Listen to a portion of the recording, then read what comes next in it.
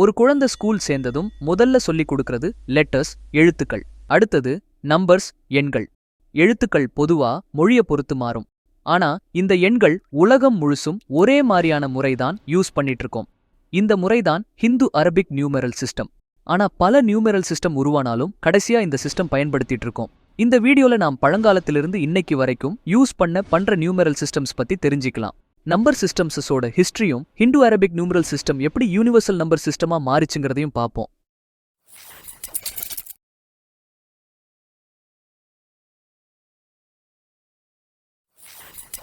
மனுஷங்க ஒரு பொருள் எவ்வளோ இருக்குங்கிறத தெரிஞ்சிக்க கற்காலத்திலிருந்தே ஆர்வமா தான் இருந்தாங்க. அப்ப என்ன சின்ன சின்ன கல் மாதிரியான பொருளை யூஸ் பண்ணாங்க. அப்ப இருந்த மனுஷனுக்கு அது ஈஸியா இருந்தாலும் ரொம்ப அதிகமா இருக்க பொருட்கள் என்ன இதை யூஸ் பண்ண முடியல. படிப்படியா காலப்போக்குல ஒவ்வொரு இடத்துக்கும் ஏத்த மாதிரி நம்பர் சிஸ்டம் உருவாச்சு. இந்த மாதிரி உருவான நம்பர் சிஸ்டம்ஸ் அதை யூஸ் பண்ண சமூகங்களோட கலாச்சாரம், வணிகம் மாதிரி பல விஷயத்தை தெரிஞ்சிக்க ஹெல்ப் பண்ணுது.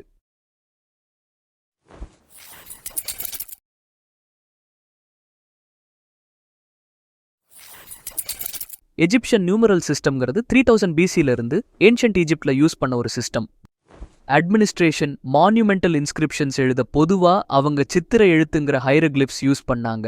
எஜிப்ஷியன்ஸ் நம்பரை குறிக்க தனித்துவமான சிம்பிள்ஸ் யூஸ் பண்ணாங்க. ஒவ்வொரு சிம்பிளுக்கும் ஸ்பெசிபிக் வேல்யூ இருந்துச்சு. எக்ஸாம்பிளுக்கு ஒரு வெர்டிக்கல் ஸ்ட்ரோக் நம்பர் 1 குறிச்சுது. அதே மாதிரி 10க்கு ஹீல் போனுங்கிற சிம்பிள் யூஸ் பண்ணாங்க. இப்ப எக்ஸாம்பிளுக்கு 54 அப்படிங்கிற நம்பரை குறிக்க 5 ஹீல் போன் சிம்பிளோட 4 வெர்டிக்கல் ஸ்ட்ரோக்ஸ் யூஸ் பண்ணாங்க. இந்த முறை ரொம்ப காம்ப்ளிகேட்டட் இருந்ததால காலப்போக்குல சிம்பிளிஃபை பண்ணி யூஸ் பண்ணாங்க.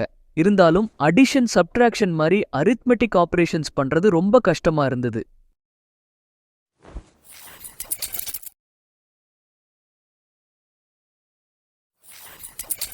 பாபிலோனியன் நியூமரல் சிஸ்டம்ங்கிறது ஏன்ஷியன்ட் மெசோபோட்டேமியால யூஸ் பண்ண பழைய நம்பர் சிஸ்டம். இந்த சிஸ்டம் 1900 BCல சுமீரியன்ஸ் டெவலப் பண்ணாலும் பாபிலோனியன்ஸ் சீர்படுத்தி யூஸ் பண்ண ஆரம்பிச்சாங்க.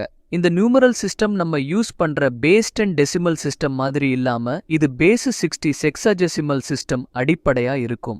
பாபிலோனியன் நியூமரல்ஸ் ஒரு வெட்ஜ் ஷேப்டு எழுத்து முறையான கியூனிஃபார்ம் ஸ்கிரிப்டை யூஸ் பண்ணாங்க. இதுல ஒரு வெர்டிக்கல் வெட்ஜ் நம்பர் 1 குறிக்கும், ஹொரிசான்டல் வெட்ஜ் நம்பர் 10 குறிக்கும். எக்ஸாம்பிளுக்கு 35 அப்படிங்கிற நம்பரை குறிக்க 3 ஹொரிசான்டல் வெட்ஜோட 5 வெர்டிக்கல் வெட்ஜை சேர்த்து எழுதணும். இந்த சிஸ்டம் செக்ஸாடெசிமல் சிஸ்டம் பேஸ் பண்ணி இருக்கிறதால கால்குலேஷன்ஸ் சிக்கலானதா இருந்தது.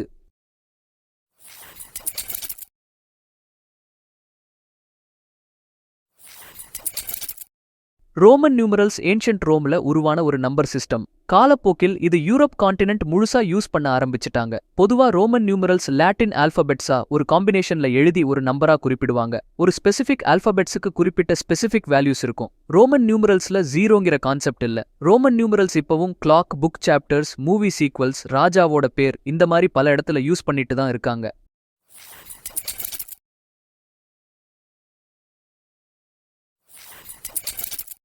மாயன் நம்பர் சிஸ்டம் மேசோ அமெரிக்கால இருக்க ஏன்ஷியன்ட் மாயன் மக்களால யூஸ் பண்ணது.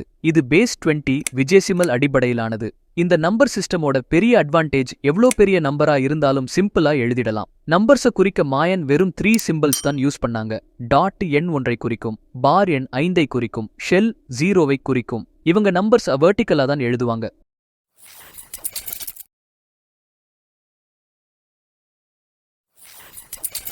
இப்போ உலகத்தை புரட்சி செய்த நம்பர் சிஸ்டமுக்கு செல்வோம்.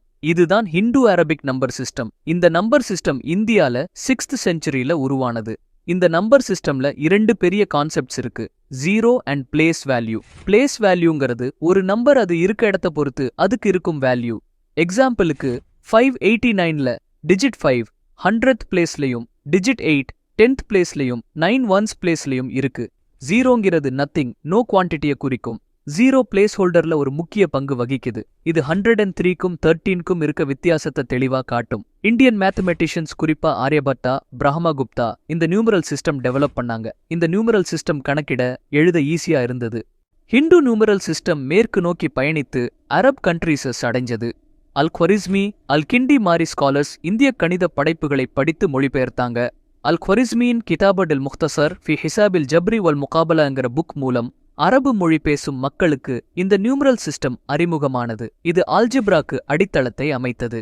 12th செஞ்சுரியில இந்த நியூமரல் சிஸ்டம் அரபிக் ஸ்காலர்ஸ் மூலம் யூரோப்புக்கு பரவியது. அதனால இந்த நியூமரல் சிஸ்டம் அங்க அரபிக் நியூமரல்ஸ்னு அறியப்பட்டது. இட்டாலியன் மேத்தமெட்டிஷியன் ஃபிபொனாச்சி 1202ல வெளியிட்ட புக் லிபர் அபச்சி இந்த நியூமரல் சிஸ்டம் யூரோப்பியன்ஸுக்கு அறிமுகப்படுத்தியது. ரோமன் நம்பர்ஸை விட குறிப்பா வர்த்தகத்துல இந்த நியூமரல் சிஸ்டமின் அட்வான்டேஜஸ் பத்தி அவர் நிரூபித்தார். ஆரம்பத்துல இந்த நியூமரல் சிஸ்டம் பலர் எதிர்த்தாலும் கால்குலேஷன் எஃபிஷியன்சி, ரெக்கார்ட் கீப்பிங் மாதிரி நிறைய அட்வான்டேஜஸ் இருந்ததால 15th செஞ்சுரியில யூரோப் முழுசா இது ஸ்டாண்டர்டா மாறியது.